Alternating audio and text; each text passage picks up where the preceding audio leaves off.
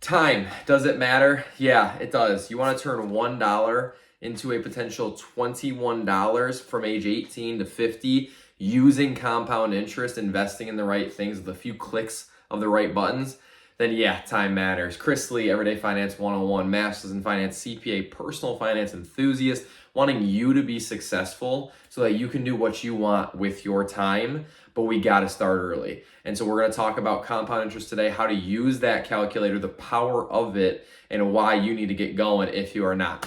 Let's go. What we are going to be working in today is a compound interest calculator. Okay, that's what I put in Google up here.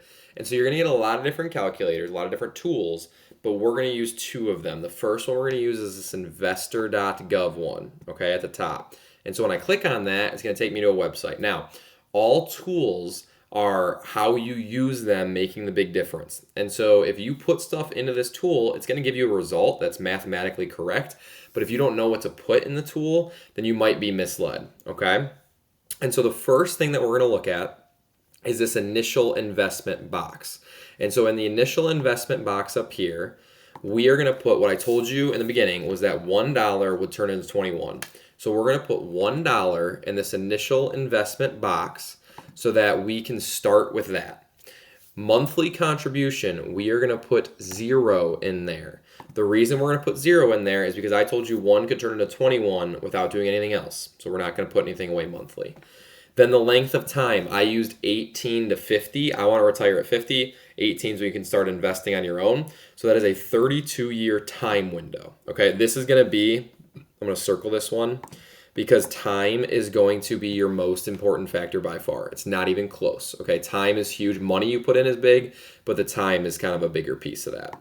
So then the next one we're going to put here is the interest rate. And for the interest rate, we are going to put 10%. The reason we are putting 10%, and again, this one's important as well, but the reason we're putting 10% is because the S&P 500 has returned, the US stock market has returned 10+% for the last 100 years with dividends reinvested. I went over this in a different video. There's going to be a lot of comments in general on this, but that is what the S&P 500 has returned. Look up the facts and make sure you're doing your own research. Okay, so that's why we're going to put 10% there. Next thing we're going to look at is this interest rate variance range. We are going to just leave that blank because I don't want any variances. I just want this flat interest rate. Will the market go up 10% every single year? No. Some years up 20, some down 5, but it averages out to 10, so we're going to leave that blank. And then the last one here is this compound frequency. We're going to leave that at annual to be the most conservative. There's some other more frequent options. This is how often is your interest compounding on itself.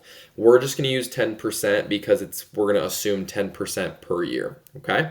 And so when I hit calculate, you're going to see that $1 turns into a result of $21 right there. That is how $1 can turn into 21 with the compound interest math, okay? Now, that is just a simple scenario, but I just want you to understand how to use the calculator. This is not an overall investing video. This is just how to use the calculator to show you what money could potentially turn into for you if you are investing at different times, okay?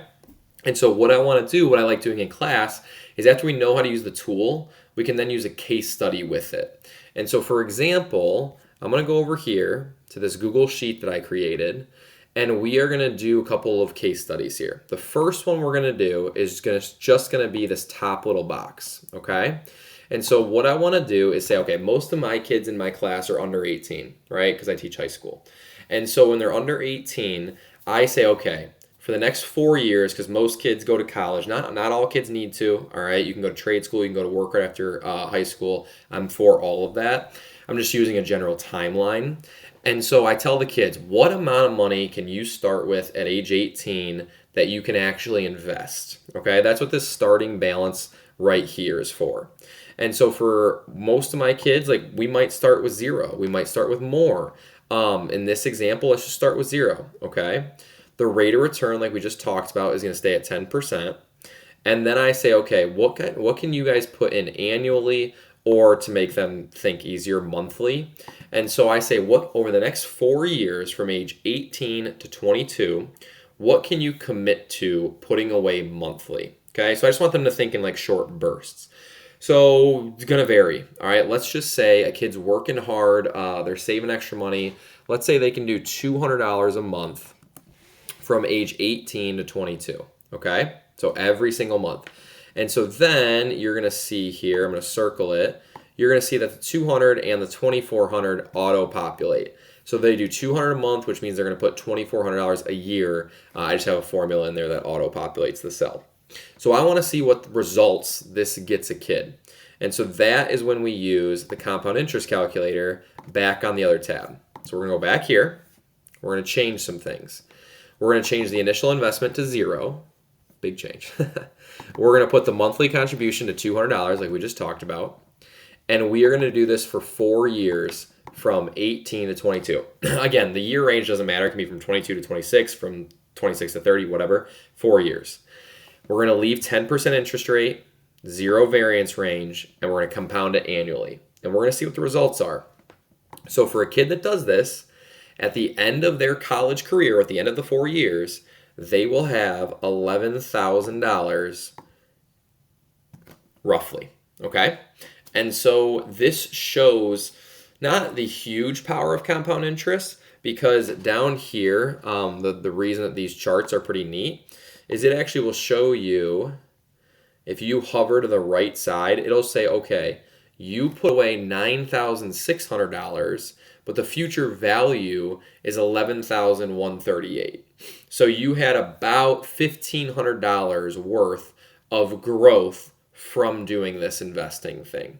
So basically you could have left it in a bank account and it would have earned minimal interest, and your $9,600 might have been $9,605, whatever. But because you invested it, you got an extra $1,500 from just putting the right investments or putting the right money into certain buckets, okay? Now this is a very basic example.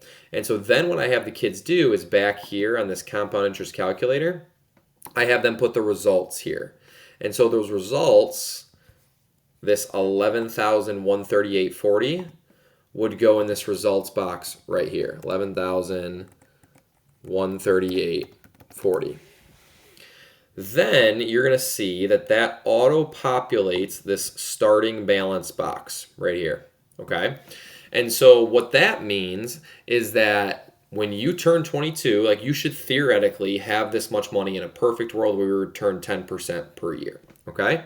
And it gives them an idea. Again, we are playing with numbers to see what potential your money can have. And so then from here, you can actually go and I do a working life for them. So in my example, I want to retire at age 50. That's what me and my wife are set up for. That's what we're on track for. And that's what our savings goals or retirement goals are for. And so for these kids, I say, okay, think of an age that you want to retire, and let's figure out how long you have to invest, right? And so same concept, the rate of return is 10%, all right? And then they have to figure out how much might I be able to put away per month when I'm actually working, okay? And so we play with numbers here. It really depends on what your retirement goals are. But let's just say that a kid says, all right, I put $200 a month in from age 18 to 22. Now I'm going to get serious when I'm post-college, and I'm going to put $600 a month in, okay? I put that in the wrong box. $600 a month. Boom. And so now you can see that $600 a month is about $7,200 a year. And so that is what they're going to maybe put away, at least in this scenario. And so when they do that, we can then put some of these results into that calculator. Last thing they would need to know is, like, what age do you think you want to stop working? And so for me, it's 50. And so in this example, let's just do after college, they're 22, theoretically. And if they want to retire at 50, they have another 28 years to go ahead and invest, okay? And so now with this new data set right here, we can figure out what that is going to turn into for this potential case, all right? So let's go back to the calculator. This $11,138.40 is now going to go in the initial investment box, because that is how much money I should have at age 22 if I did this investing prior, okay? Then per month, we just made up that they're going to put away $600 per month. They're going to triple their investment, okay?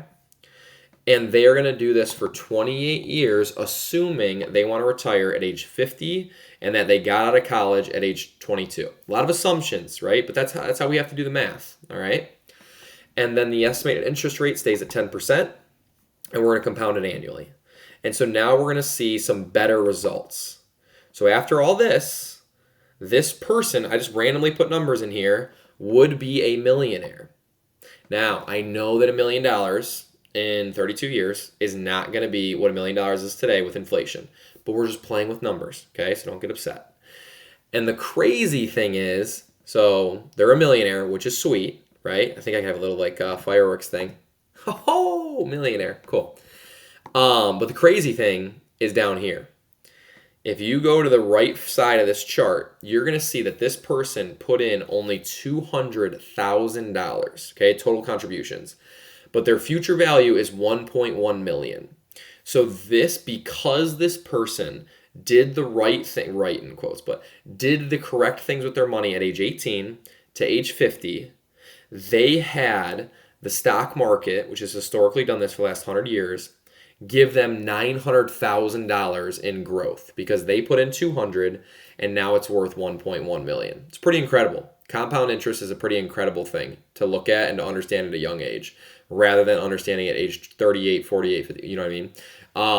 But let's do a different case study here. So this results, this 1.126 million, I would have them put down here. I think it was 1.126938. Let me just make sure. Beautiful. And so that is how a kid can realistically become a millionaire at age 50 if they put in this scenario, again, we are working in hypotheticals, but in this scenario, if they put, oh, my thing's freaking out here, just want a normal cursor, $200 a month for 4 years, 18 to 22, and then if they put in $600 a month from age 22 to 50. Okay, let's do a different case study, and we're going to add in one more thing here. Okay, I'm going to unhide this row, and we're going to talk about one more calculator, and then we'll be done with this video. So we're going to unhide it, and I want to change some of these numbers. Okay, so I'm going to get rid of 28. I'm probably going to keep. You know what? We'll just change one thing in this scenario. I'm not going to confuse you too much.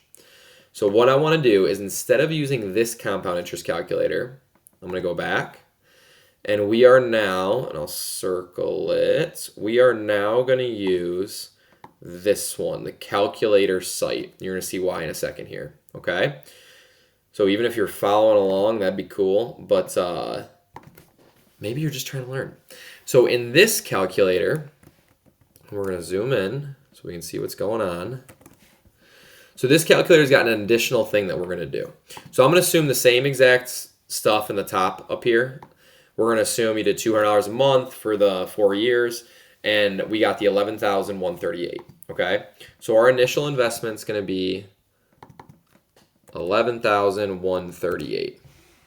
We are going to change the interest rate to 10%. We're going to keep it at annual, just like we just did, and we got to change the compound frequency to yearly to stay equal with what we did. We did annual, and yearly are the same things. And then we did this for that 28-year timeline. So I'm working with these numbers down here. We did it for 28 years because we did it from age 22 to 50, okay? And so then the last thing that we got to put in here is we said we're going to commit to $600 a month.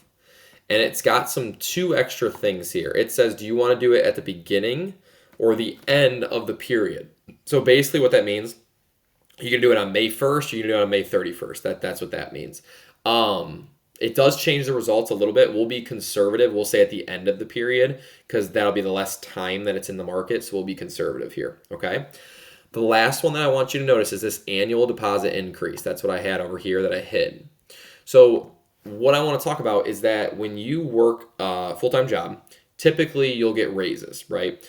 And when you get those raises, you might be able to raise how much per month you put into your investments. So instead of it being $600 for 28 years, every single month. The 600 might change to 700 a couple years down the road, and then maybe to 800 or whatever, okay? So what this allows us to do, instead of doing the compound interest calculator over and over and over and over again, it allows us to say, hey, maybe every single year I'm going to increase my amount of investments by inflation. So we're going to go about 3%, okay? So I'm going to put a 3 in there. So every single year, the $600 is going to increase by 3%, 3%, 3%. And so when we put that in this calculator, we're going to end up with more money overall because we're investing more money, okay? And so I'm going to hit calculate. And now it's going to give us this big chart over here. You can see that we now have $1.46 million. And so if I go back here, 1465798, I'm going to put it next to it first. There we go. And then I'm going to format paint it so you can see equally. We have about, what is that, $350,000 more because we increased our investments by 3% every year in this scenario, okay? So just showing you how to use different calculators. You can put whatever numbers you want into these things, but I'm just showing you the difference when you put some different numbers into here and just how powerful compound interest is. You can play around with this calculator or with the one that we worked at first to see how much money could I end up with if I am doing this thing with compound interest. And that is what I want you to understand. I want you to understand how important time is, and I want you to understand how important you just understanding the calculator itself is, okay? Because then you can kind of pave the way for what does my future look like, how much do I need, and how do I get there? Because if we're running blind, that's not a good way to play financially, in my opinion, okay? Woo-hoo! Is your head spinning? Because my head's spinning. Just kidding. I love this stuff. But that is how you can turn $1 into a potential $21 through the power of compound interest. Not guaranteeing you a thing, just showing you off of historical facts and how a calculator works. But I just want to take you along this journey and show you and make sure you understand the wonderful world of finance overall. That's what Everyday Finance 101 is about. Excited even if one of you is watching, getting some new info that you never got taught in school. I get to teach it in school, so I'm pumped up about it, but I'm also pumped up to teach it over here. Hopefully enjoy another long form content video. I'll keep them going. Excited for it, and I hope you have a great rest of your night. See ya.